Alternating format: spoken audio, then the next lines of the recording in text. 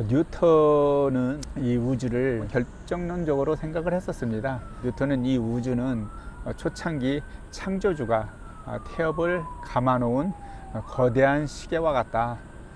그 후로 이 태엽이 서서히 풀리면서 일정한 법칙에 따라서 정해진 방향으로 흘러가고 있다, 이렇게 생각을 하였습니다. 종교적인 부분은 아니고 저도 창조주를 믿는 사람이기 때문에 지금 과학이 한참 많이 발전을 하고 있습니다만 저도 이 뉴턴의 결정론적인 그런 생각을 가지고 있습니다. 이 우주에 많은 행성들이 이제 별을 중심으로 해서 돌고 있는데 그 원래 근원적인 힘은 그 행성들의 평행 직선 운동이라고 합니다. 이 평행 직선 운동을 하는 많은 행성들이 휘어진 중력장을 통해서 이렇게 그 별들 주위를 이렇게 돌게 되는데, 애초에 그 평행 직선 운동을 하던 그 힘은 어떻게 생겼을까? 저는 그런 의문을 하게 되거든요.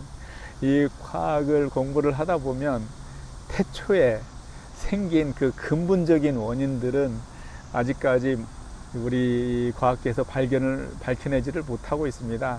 이 과학계에서 지금 밝혀내지 못하는 것이 한 260여 가지가 된다고 하는데, 이게 이제 물리적인 법칙을 통해서만 발견을 할 수 있을까 하는 그런 생각들도 많이 들게 되죠. 특히 이제 양자역학은 워낙 미시의 세계이기 때문에 물질이라고 할 수도 없을 만큼 작은 그 입자의 세계이기 때문에 이런 지금 우주의 거시세계에 이런 중력의 법칙이 작용을 안 하기 때문에 완전히 그 법칙 자체가, 예를 들어서 우리 지구 안에 이 물질의 법칙과 우주의 법칙은 거시세계의 법칙이기 때문에 중력 법칙으로 이렇게 통합을 뉴턴이 이제 했었고, 또 아인슈타인이 더 자세하게 이렇게 법칙을 이제 설명을 했다고 볼 수 있지만,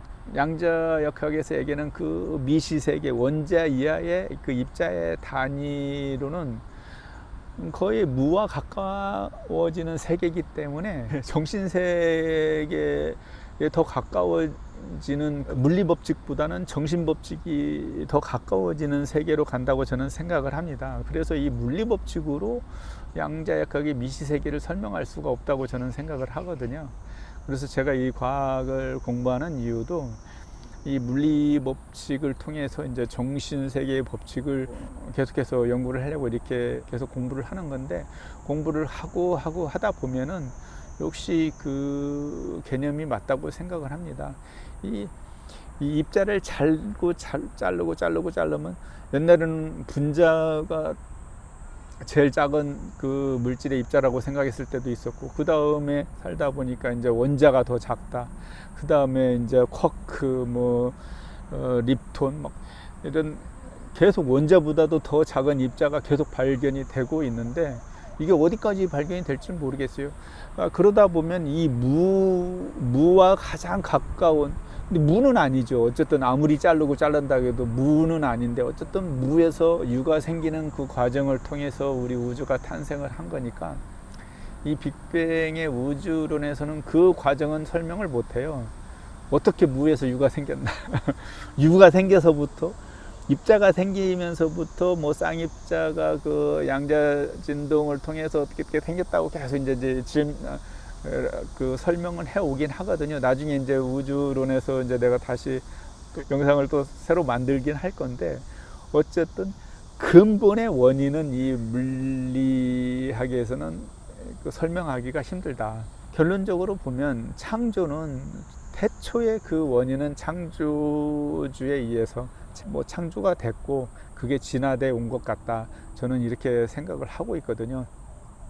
그러니까 그 뭔가가 창조가 됐고, 진화로는 맞는데, 무에서 유가 창조될 때는 창조주에 의해서 창조가 됐고, 그 후에는 진화될 수 있게 어떤 시스템을, 어떤 방향을 가지고, 아까 뉴턴이 얘기하듯이 태엽을 감아 놓았는데, 그게 이제 어떤 법칙에 의해서 이렇게 풀어질 수 있게 그렇게 해놨다고 이제 저는 생각을 하고 있거든요. 그래서 태초의 근원의 힘은 창조주에서 만들어졌다. 그리고 이제 태초의 존재 자체가 창조주에서 생겼고, 그 다음에 진화되는 과정을 통해서 지금까지 우주와 지구와 또 생명들이 이렇게 진화를 해왔다. 그렇게 생각을 합니다. 그래서 이 물리학에서는 어쨌든 이 태초의 기본값에 대한 설명을 과학적으로는 현재까지는 불가능하다. 이렇게 생각을 합니다. 가깝게는 이 우리 태양계에 달이든 지구든 많은 행성들이 원래는 직선 운동을 했다는 겁니다. 그런데 이제 태양이 당기는 그 중력 때문에 휘어지는 중력장을 통해서 행성들이 이렇게 태양의 둘레를 돌게 됐는데, 애초에 그 직선 운동의 힘은 그 태초의 직선 운동 힘의 그 기본값은 어디서 나왔냐? 이거는 증명할 길이 없는 거죠. 일반 상대성 이론이 중력을 가진 그 천체나 별이 애초에 어떻게 그 중력을 가지게 되어서 끌어당기는 힘을 가지게 된 건지를 설명하는 것은 아니고, 중력을 가진 그 천체나 별이 끌어당기는 힘이 있는데 그게 이제 어떻게 작용하는지 그 작용 원리를 일반 상대성 이론으로 설명을 했다고 보시면 됩니다.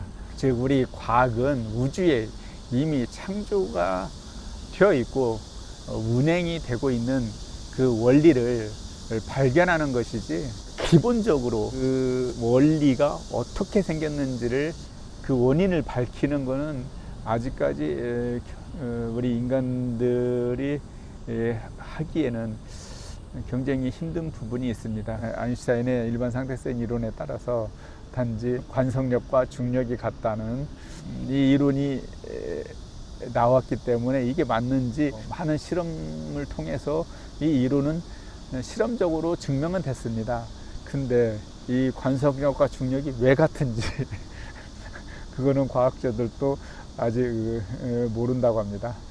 빅뱅 당시에 어떻게 무에서 그 조그마한 입자가 상기가 되었는지, 그런 그 태초 문제점들은 물리학으로는 현재까지는 해결하기 힘듭니다. 우리의 과학은 우주에 이미 창조가 되어 있고, 또 그 창조된 것들이 운영되고 있는 그 원리를 발견하는 것이지, 우리가 그 원리 자체를 창조하는 것은 아니고, 우리가 그 물질 자체를 지금 우주의 그 별들 자체를 창조하는 것은 아니니까 우리가 컴퓨터는 창조하고 뭐 앞으로 로봇도 창조하고 하겠지만 우주의 원리는 이미 기존에 창조되어 있는 것을 우리가 발견해가는 과정이지, 우리가 컴퓨터나 로봇 만들듯이 그렇게 창조하는 것은 아니다. 게임의 세상이 프로그래머들에 의해서 만들어질 때 0과 1이라는 기본값으로 해서 만들어지듯이 우리 물질 우주는 인과법과 연기법으로 창조가 된 세상이다. 저는 이렇게 생각을 하고 있습니다.